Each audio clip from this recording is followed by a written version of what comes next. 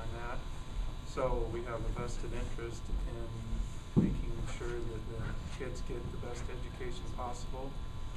And I've been here long enough that we've seen what the district used to be like and what it's like now, and hopefully we can effectively make some changes. And like Gary said, communication needs to be improved, and that's one reason that all of us were up here hoping that we could communicate with you guys and get you guys to see us and communicate back with us when you have issues.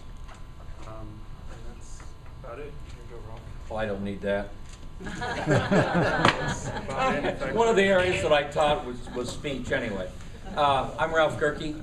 I grew up in the Willamette-Stafford area of West Lynn, taking FFA, 4-H, and all of that. Attended Oregon State, Lewis and Clark, and then Portland State. I have a Master's Plus, and I'm a certificated teacher. I retired actually after going on 27 years in West Lynn, and I've been substitute teaching over in Colton for the last 13 years. Since I can't sub here, since I'm on the school board. I've been on the school board now for 12 years. The state has been saying, and not only the state, but across this whole nation, they're saying public education has to make changes. And we've got to think outside the box. As well as we have to make sure that we make better use of our resources. That includes the buildings, as well as the money, as well as our teachers. And consequently, we have to make some changes. And sometimes the most frustrating thing for me, having been in the classroom, has been it's threatening for a lot of teachers at times. But we have to make those changes. And we have to balance our budget. We have no other option. So, 30 seconds. Okay. So anyway, I'm happy to be here, and I do appreciate this opportunity. I think the last time we had a forum, it was about 12 years ago. So it's kind of nice to see it happen again. Thank you for the opening statements. Is this working? No, sorry. No. Okay, so now we're going to start with the 2-minute questions, and we'll start again down at number 1. And the question that you'll all be answering is, what qualifies you to serve on the school district board here in Molalla? What skills and attributes do you bring to the table? Is this working? No. No. Why is it turned on? Yeah, it's on, but there's no light on it. That's good. Yeah, that's right. Try it again. There you go. Hello? Maybe it's the cord. No, because I don't think Maybe we're all just having to get their voices. Okay. Okay, so. Yeah, I think it's just not speaking up loud enough, and You can hold it right up near your face. yeah. I feel like a rock star. What makes me feel qualified to run for the school board? One thing I didn't mention prior is that I've been on the budget committee for over a year. So it has given me some experience in terms of how the school board functions in terms of how they're creating their budgets. This year for school board budgets, we're taking a much more in-depth look at things, having gained some experience about what it is really needs to be looked for. Your first year, you kind of go, well, what is this budget thing? The other thing is that I am a project manager for the company that I work for. I work with large budgets, over $1 million budgets. I need to get things done on time and in place when they're supposed to be there, or the clients are not happy. Same thing here. You've got to deliver programs. You need to have teachers where they need to be. You need to have the dollars to be able to support that. Again, I have 2 grandchildren, so I've got dogs in the fight, as they say. I care about what happens to them. I care about the community. And as Linda mentioned, our education isn't doing as well, and I feel that it's extremely important, and it's my passion that drives me to be on the school board. Thank you.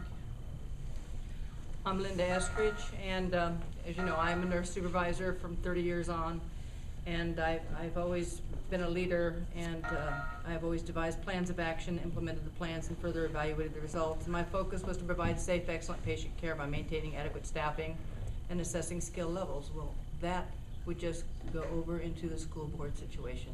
I would know how to do the adequate staffing for schools and assess the skill levels of those teachers like I did with nurses, and hopefully that would translate into the school board. So since I am effective in time management skills and organizational skills and interpersonal skills, I have learned in the process to be an innovative thinker. At one point, when I was working in the hospital, we had a person with a hip lock, and I had a patient with an IV, always constantly walking around with an IV pole because he had to keep getting antibiotics. Well, I said to the anesthesiologist, I said, why can't we get this antibiotic, give it to him, and then put a little heparin in there and keep it on a hep lock and not have him walk around with an IV pole? So this is just one of the innovative things I was able to do in nursing care. So I think that I can change things in the school because I have a fresh set of eyes. And since I was able to perform innovatively with the nursing profession, I believe I can perform innovatively with teaching and the school board. Thank you. Okay, I do not have a formal degree. I have 2 years of college, but I have never stopped learning, nor have I stopped learning or serving my community wherever it has been, because we've lived in many places. My experience as a mom, first and foremost, qualifies me for this. I care about what happens to my children. I have spent my entire life dedicated to the education of my children and their growth. And I understand that choices are, for the family, an integral part of an education, and we need to make sure that families have this power to make a choice where they have children and how they're educated. We need to make sure that they are given options instead of trying to control and mainstream every student. Other skill building activities that I have experienced in my life, I acted as a general contractor for a home we built in Michigan, and that was a lot of fun. We enjoyed doing that. I have been president of youth groups and in my church, and have sat on scholarship committees, and I tutored English in Japan, and I co-chaired a presidential campaign while we were in New Hampshire. I have, as I said before, been involved with charter school startup efforts. I ran a geography club. I chaired a homeschool group in Michigan for a couple years. I was a real estate agent for a couple years right before we moved out here, and in this economy, that was a little exciting, making sure that transactions completed. All right, so I am passionate about education, so I can't wait to serve. Thanks.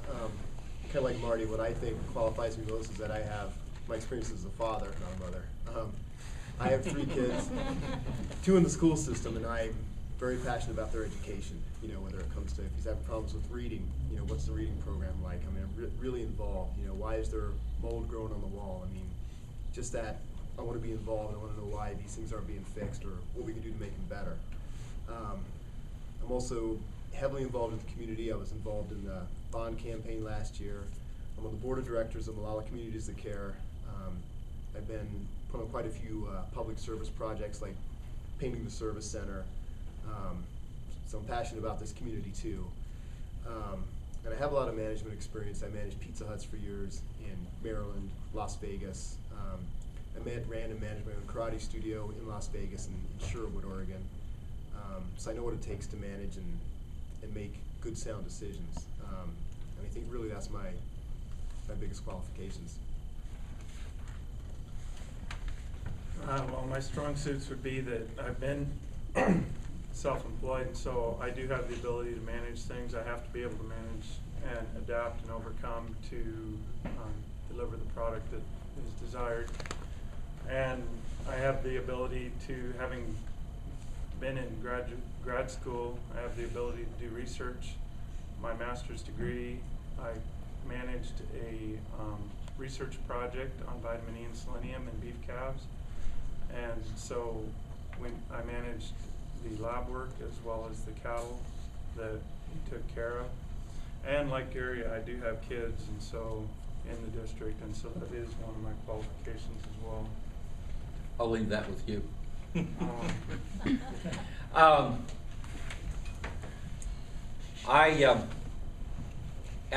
Actually in between the first time I started college and when I finished college, I was in the military. I was in the Army Communications Intelligence Division and ran a pretty good size division there of men. Also, after I left the military, I went through management training with a consumer finance company, and then also when I came back here, I was an office manager for a heating and air conditioning company. I'm also president of the Clark's CPO, and I seem to volunteer more often than I probably should. I've been told that that means I have a certain amount of masochism in my personality, evidently. My son graduated from Molalla High School in the year 2000. With all the years that I taught, I was always outspoken for kids, and at times I paid a price for that. But the one main thing is I learned that a good administrator was worth his weight in gold. But more often than not, they're mediocre, and a mediocre administrator is a royal pain. And I have very little patience for that. And at times I'm probably more outspoken than I should be, but I figure, you know what? Number one, I believe in listening and listening very carefully to people. And number two, I want to make sure that people know where I stand. I'm out front, I'm honest, and if I make a mistake, I'm not afraid to say I goofed. It's that simple. Thank you. And now we're going on to question number 2, and we'll start with Linda, who's in the number 2 position there. Question is, as we all have come to know, school districts have had to do more with less money over the last few years. What are the top 3 programs, activities, or other budget items that you would trim or cut if you had to make cuts? We're almost down to our last school program. It seems like we're cutting everything, and it's sad that we've cut the elementary music program. Is that working?